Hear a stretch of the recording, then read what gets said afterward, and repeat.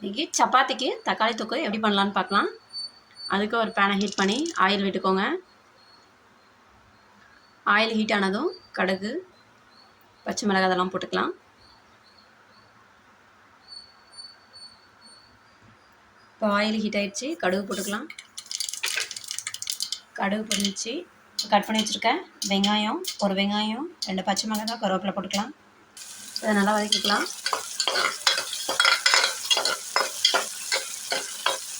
வெங்காயம் வதங்கினதுக்கப்புறம் தக்காளி ஆட் பண்ணிக்கலாம். பூண்டு ஒரு 4 பல் நல்லா இடித்து இந்த மாதிரி இடித்து எடுத்துக்கோங்க. எடுத்து இப்போ நம்ம வெங்காயம் வதங்கினது கூட சேர்த்துக்கலாம்.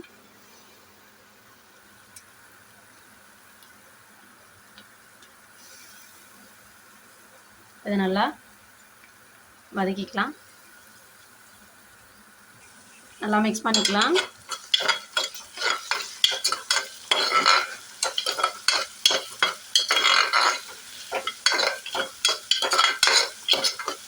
கொஞ்ச நேரம் வதங்கிட்டோம். இப்போது இது வதங்கிருச்சு. இப்போ 4 தக்காளி நான் வந்து கட் பண்ணி வச்சுருக்கேன். இதை வந்து ஆட் பண்ணிக்கலாம். இப்போ இதை நல்லா மிக்ஸ் பண்ணிக்கலாம்.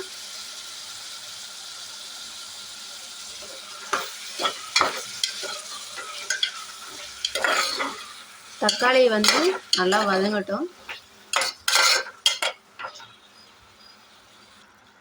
தக்காளிக்கு இப்போ தேவையான அளவு போட்டுக்கோங்க. நல்லா வதங்கட்டும்.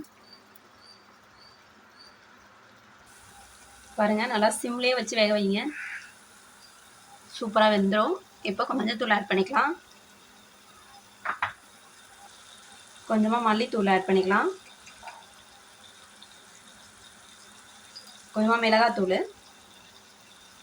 1 ஸ்பூன் மிளகாத்தூள் ஆட் பண்ணிக்கோங்க.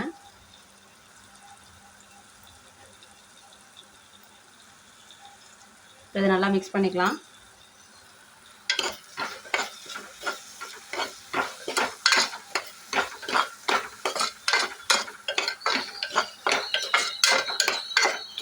உப்பு ஆல்ரெடி ஆட் பண்ணியாச்சு, அதுவே போதும். எக்ஸ்ட்ரா ஆட் பண்ணிங்கன்னா அப்புறம் அதிகமாக இருக்கிற மாதிரி இருக்கும்.